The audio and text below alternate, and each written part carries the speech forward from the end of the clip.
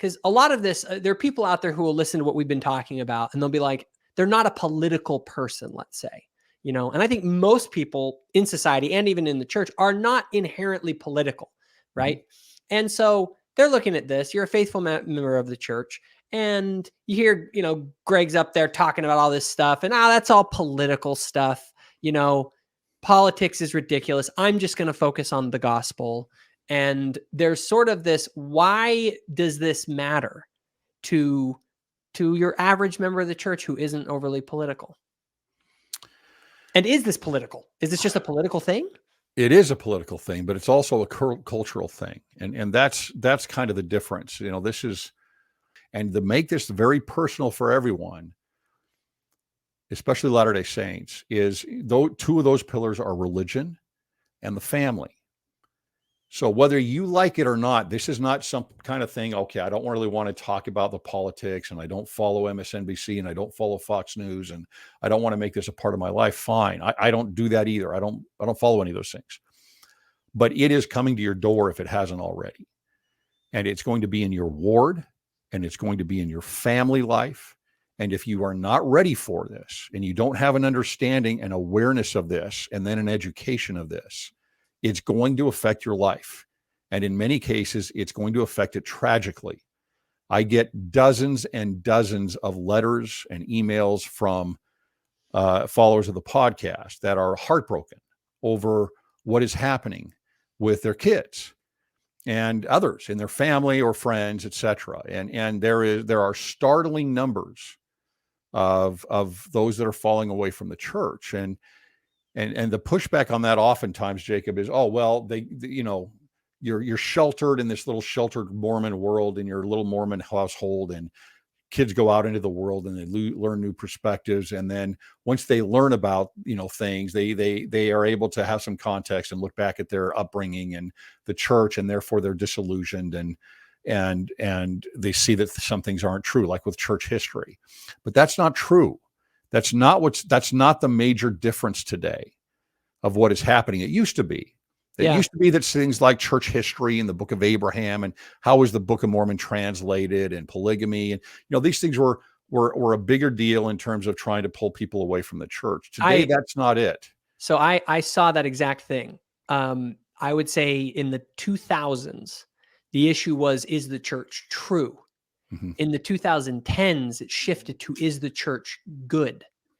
And it's an attack on the moral legitimacy of the church and of the family and of our institutions, because they don't align with, because as they see it, these are unjust institutions that don't equally give power to all participants. Women are discriminated against, men are discriminated against, sexual minorities are discriminated against. These people are not, they're not equals in the church's culture and doctrines. And that is, again, if you're religious, that's the way they view, from a critical lens, the institution of the church and of religion itself. But and I've thought a lot about this. I've thought a lot about sort of what is at the core of this sort of woke ideology that I can disagree with. Because if they come at me and they ask sort of that, well, what's wrong with tearing down the, things that are unjust? It again comes down to this definition of justice as equal outcomes. Okay. Which is simply not our doctrine. It is not the church. It is not what we believe. We believe that people will have different outcomes. And so like, for instance, men and women are different. And so there's going to be a difference in outcomes between men and women based on those differences. Why would we expect parity of outcome amongst people that have differences, whether those be cultural, whether those be biological, whether those be educational, or whatever they are? The thing that we should care about, again, I'm a big believer in the classical liberal tradition, is that what we are striving for is that everyone has the opportunity. And that aligns perfectly with our doctrines. Our doctrine is that we all have agency. We all have an equal opportunity to achieve exaltation, right? But not all of us are going to. because we all have different preferences. And what we are trying to do as a church is influence people to lift themselves to the highest potential that they can become. And yes, if there are institutional barriers that don't provide equal opportunity, absolutely. But we can't assume simply because there are unequal outcomes that means that the system is flawed. That would be to say that Heavenly Father's plan is flawed because it doesn't result in equal outcomes for everyone. Yeah. And I think that's right. And you can take that all the way back to the war in heaven, right? I mean, it's hard to imagine that that's not exactly what was going on then. The exact same thing, right? And the problem is the only way you get equity, which is outcome, is tyranny. It's the only possible way, because natural law, which actually does exist, is not going to allow for anything but variability. And we know how precious agency is in the plan of salvation, right? It is so precious that the Lord is not going to intervene in your agency. He's actually going to allow you to fail. And so if you have agency and that is protected, and the reason it's protected is so that we can grow and become, right? Then you're going to have variability, and you're going to have discrepancy on the back end. That's why we have 3 different kingdoms in the plan of salvation. There is a discrepancy in the outcome because of agency. Now, there's also the mistake, though, to look at opportunity, equal opportunity as that's all that's needed.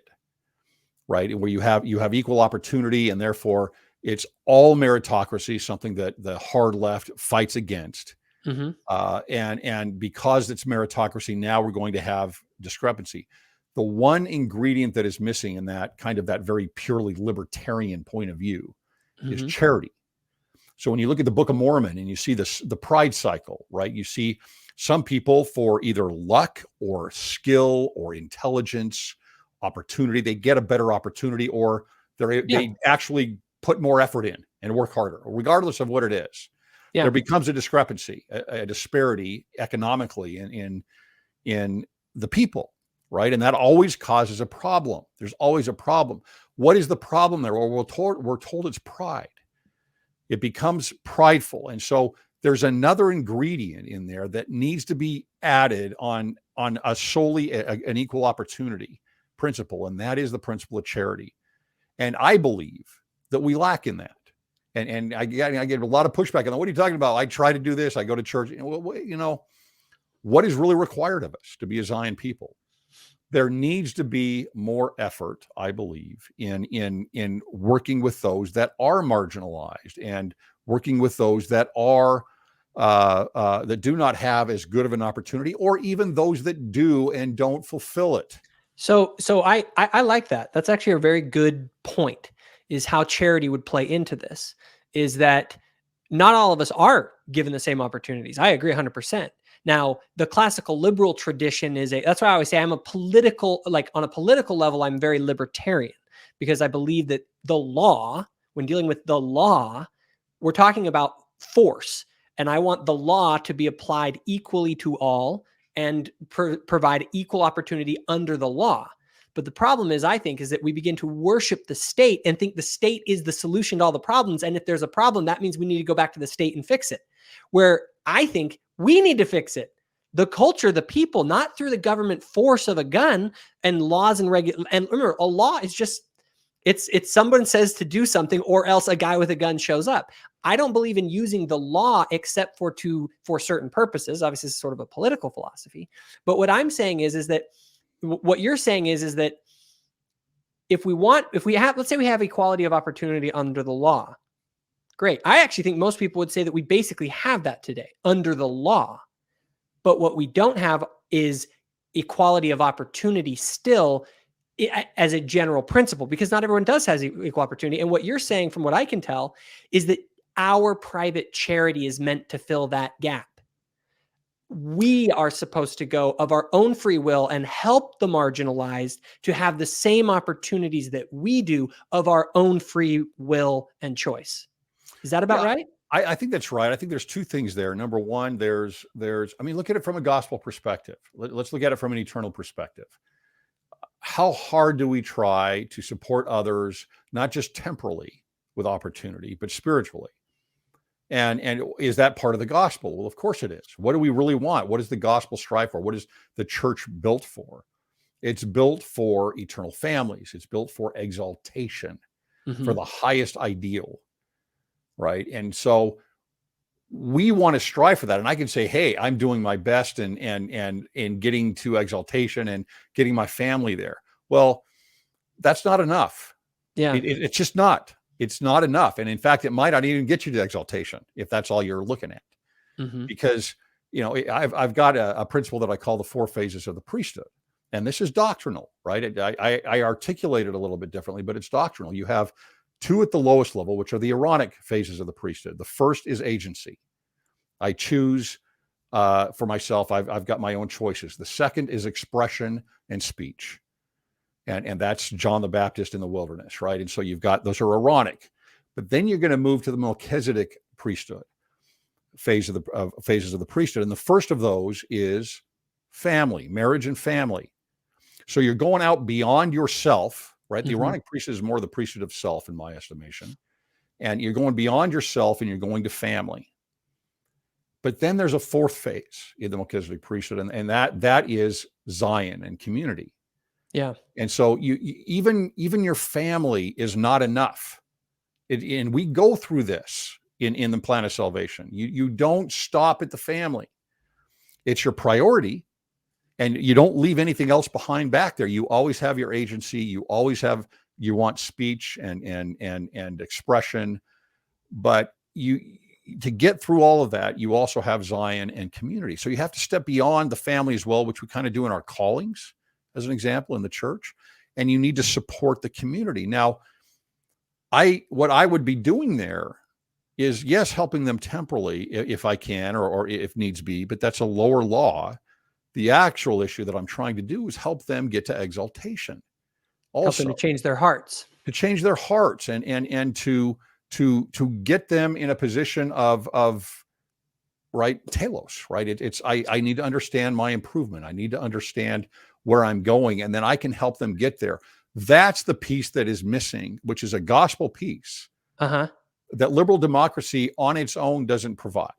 And I look at that and I agree with you 100% in this sense, though. I think that liberal democracy is about politics and law. Society is bigger than politics and law.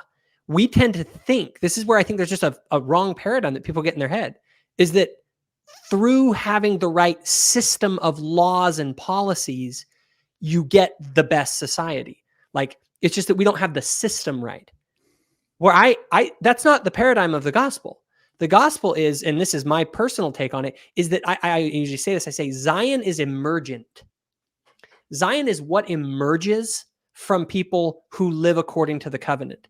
You just explained it very well. They start with themselves, and then they work out to their family, but they don't just work out to their family. They then work out to their ward, to their greater community, and to the world, right? And they go out and create and work to give everyone true equality of opportunity, and to help these people to become the greatest that they can be. And in a Zion society, it isn't that we got all the social systems right. It's that the social systems are no longer relevant because we're so full of love and charity and living this kind of covenant and living in this way that we take care of ourselves. We take care of other people. There are no rich or poor. There are no manner of ites. We are all children of Christ, and we all live according to his laws in this beautiful celestial order. But it is something that, and this is where I think the big problem is. I think that the impulse of the woke movement is an impulse toward Zion, but by the wrong methodology. It's an impulse towards having the world be better than it is, but it's looking to things like the state to socially engineer the processes to get it, where the gospel says, no, what we need are to help people to make and keep covenants and to change their hearts. And the world will naturally, it's sort of the Ezra Taft Benson thing, right? Christ changes us and then we change the world. It emerges from us. And I don't know, that's kind of my paradigm for viewing it. Yeah. So let me bring you back to those 4 phases real quick. The woke movement and those type of any kind of those utopian movements are shortcuts, right? They're shortcuts to, again, the problem is all out there. And so we're going to change what's out there, and then everything's going to be hunky dory. And that's there. And the problem out there is all oppressors. That's the issue, right? The big word going from Marx up through the critical theory and Marcuse up through critical race theory and all of these others is liberation, right? Horkheimer says that anything is a critical theory that helps mankind, I'm paraphrasing here, liberate themselves from the systems and environment around them, right? That's what critical theory is. Including religious systems. Including religious systems. Now, back that up and say, okay, well, what you're really doing then, when you want, and you're exactly right in saying that this utopia is kind of this Zion idea of Zion. The problem is that you're skipping the first 3 steps.